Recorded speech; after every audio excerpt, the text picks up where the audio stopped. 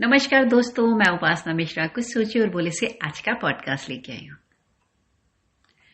देखिए, कुछ नाम तो इतिहास में दर्ज हैं, लेकिन उन नामों को मैंने तो नहीं सुना। शायद आपने अगर कहीं सुना हो तो इस पॉडकास्ट में कमेंट करके जरूर बताइएगा, जिन नामों का मैं अभी जिक्र करने वाली हूँ। नाम हम सबकी पहचान होते हैं, लेकिन जब हम सबका जन्म हुआ था, हम सब लोग पैदा हुए, तो हम में से किसी के पास ये नाम नहीं था। नाम हमारा व्यक्तित्व बताता है, हमारी पहचान बनता है। ये नाम हमें हमारे परिवार के लोग देते हैं, हमारे माता पिता, हमारे बड़े बुजुर्ग।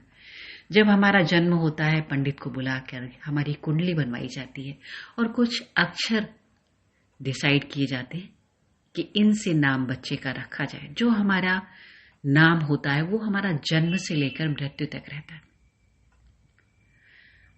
ये नाम के अनुरूप हमारा व्यक्तित्व बनता है। अब जैसे कि महाभारत में गांधारी का नाम आप सबने सुना होगा। गांधारी, जिनका विवाह धृतराष्ट्र के साथ हुआ,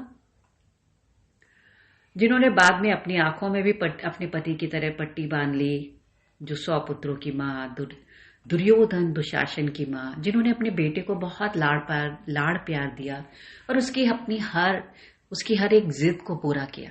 यहाँ तक कि उनके दुर्योधन ने जब पांडवों को उनका राजपाट देने से भी मना कर दिया, तो मेरे ख्याल से शायद गांधारी ने समझाया भी होगा अपने बेटे को कि भाई अपने भाइयों को उनका हिस्सा दे दो, लेकिन वो जिद था, हठी था, इसलिए उसने नहीं दिया, जिसकी वजह से महाभारत जैसा युद्ध हुआ। तो मैंने तो गांधारी नाम किसी का नहीं सुना। उसी तरीके से द्रौपदी, जो कि अग्नि से पैदा हुई थी, 5 पांडवों की पत्नी थी, और कैसे उनका चीर हरण हुआ। 5 पति जो जुए में अपनी पत्नी को हार बैठे थे, चुपचाप सर झुकाए बैठे रहे। कृष्ण ने आकर के द्रौपदी की लाज बचाई। तो मैंने तो द्रौपदी नाम नहीं सुना। महाभारत का इतना बड़ा युद्ध हुआ और रामायण के बारे में तो आप सबको पता होगा। रामायण में कैकेयी के बारे में सब जानते हैं। कैकेयी राजा दशरथ की रानी, दूसरी रानी। राजा दशरथ अपनी सभी रानियों से बहुत प्यार करते थे, लेकिन जब राजा दशरथ को पता चला कि कैकेयी राजा दशरथ से रुष्ट होकर, यानी रूठ कर कोप भवन में बैठी हैं, तो राजा दशरथ उनके पास जाते हैं और पूछते हैं कि क्या कारण है। तो कैकेयी कहती है कि मुझे 2 वर चाहिए, जो आपने मुझे कहा था देंगे, तो आज दीजिए। आपने तो कहा था कि रघुकुल रीत सदा चली आई, प्राण जाए पर वचन न जाए। तो राजा ने कहा, हाँ क्यों नहीं, अवश्य दूंगा। जिसका उन्होंने पहले में मांगा, भरत को राजगद्दी और राम को 14 वर्ष का वनवास। ये सुनते ही राजा दशरथ तो मूर्छित होकर के धरा पर गिर गए और उन्हें बहुत समझाने की कोशिश की कि कैकेयी तुम ऐसा मत मांगो, इसमें बहुत गलत है। कैकेयी ने कहा, तो यानी कि रघुकुल की रीत ये है कि जो वचन दिया जाता है वो पूरा नहीं किया जाता। फिर आपने वर दिया ही क्यों, कहा ही क्या क्यों कि वचन लो और मांग लेना। राजा वचन दे देते हैं। राम, सीता, लक्ष्मण 14 वर्ष के लिए वनवास को चले जाते हैं और राजा दशरथ का देहांत हो जाता है। ये बात आप सबको पता ही होगी। उसी तरीके से रामायण में मंथरा, जो कि कैकेयी की दासी थी और उनके मायके से आई थी, उसी ने तो कान भरे थे कि जाकर के 2 वर मांग लो, और नतीजा आप सबको पता है कि क्या हुआ। तो मंथरा नाम भी कोई नहीं रखता। रामायण में एक और किरदार है सूर्पनखा का। सूर्पनखा जो रावण की बहन, जो वन में राम सीता को देखती है, तो राम के पास जाकर के कहती है मुझसे विवाह कर लो। लक्ष्मण के पास जाकर के कहती है मुझसे विवाह कर लो। लक्ष्मण उसकी बात को सुनकर कहते हैं कि नहीं, मैं ऐसा नहीं कर सकता।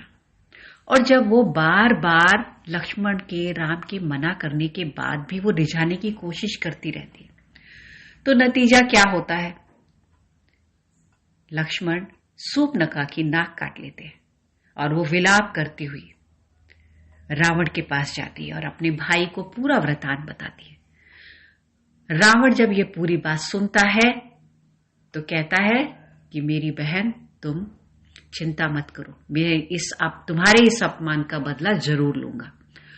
और फिर वो साधु का वेश धर के सीता का हरण करते हैं, जिसके बाद राम और रावण के बीच युद्ध होता है और रावण का अंत होता है।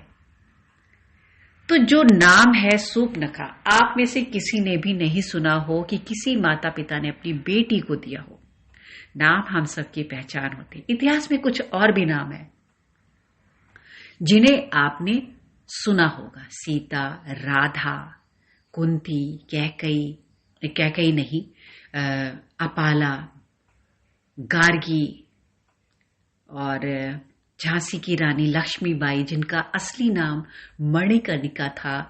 लक्ष्मीबाई नाम उनको विवाह के पश्चात मिला, प्यार से लोग उन्हें मनु बुलाते थे। और गार्गी का नाम आपने सुना होगा। अहिल्या, कौशल्या, सुमित्रा, ये सारे नाम आप सब ने जरूर सुने होंगे और लोग रखते भी हैं। लेकिन कुछ नाम जो इतिहास में दर्ज तो हुए लेकिन किसी ने नहीं रखे। और पॉडकास्ट रिकॉर्ड करते हुए अगर कोई गलती हुई हो तो क्षमा कीजिएगा। मुझे धैर्यतापूर्वक सुनने के लिए आपका धन्यवाद। आप इस पॉडकास्ट को लोगों के साथ शेयर भी कर सकते हैं, क्योंकि जानकारी बांटना अच्छी बात है।